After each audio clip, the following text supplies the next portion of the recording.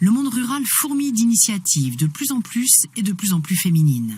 Ce tout petit camping de rêve dans ce coin perdu, c'était l'idée de Laurence. Il fait le plein chaque été. Ancienne travailleuse sociale, elle est aussi devenue maraîchère et souhaite aujourd'hui partager les bienfaits d'avoir les mains dans la terre avec des gens d'un autre monde.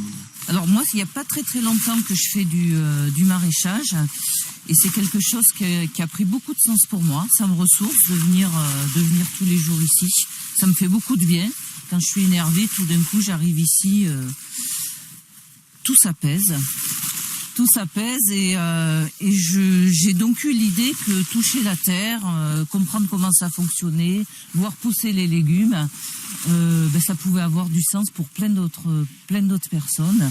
Et c'est là que je me suis dit que j'avais envie de transmettre ça, notamment à des femmes qui vivent soit en foyer, soit qui sortent de prison, qui ont besoin de souffler ou qui auraient envie de souffler. Mais entre l'idée et la réalisation, il y a 1 milliard d'obstacles administratifs, juridiques et comptables. Décourageant.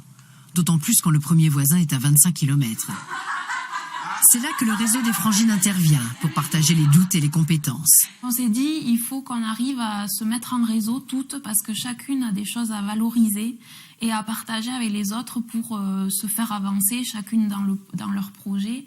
Et voilà, faire une cohésion sur laquelle on peut se rattacher quand on va moins bien ou au contraire quand on a des choses positives à partager, avoir sa famille de femmes, quoi, finalement.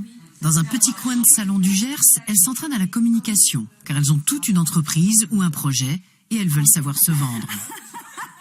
Le langage non verbal représente plus de 70% de la communication. Donc ce que je vais vous proposer, c'est de vous présenter avec la posture adéquate, puisque quand vous arrivez devant un client potentiel, la posture, la gestuelle, le regard vont avoir un impact sur le message que vous allez délivrer et vont vous servir ou vous desservir. En contrepartie, Estelle va trouver auprès du groupe des astuces marketing.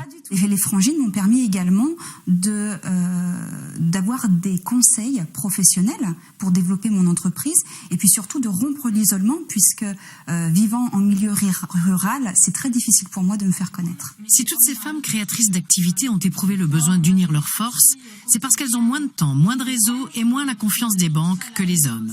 Qu'à cela ne tienne, elles sont de plus en plus nombreuses à monter une affaire. Ce parcours santé senior à Cahors a germé dans la tête d'une femme et il vient de remporter un prix national de l'entrepreneur Ce n'est pas par hasard si on souhaitait un espace qui soit en plein air.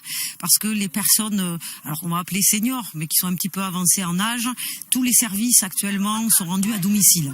Et nous, ce qu'on voulait, c'est qu'ils puissent sortir, prendre l'air. Merci les Frangines. Vient qui veut dans ce réseau, même les hommes. Elles se réunissent une fois par mois, soit à Caussade, soit à Carbone, pour échanger toutes sortes de recettes de chefs d'entreprise, aucune de cuisine.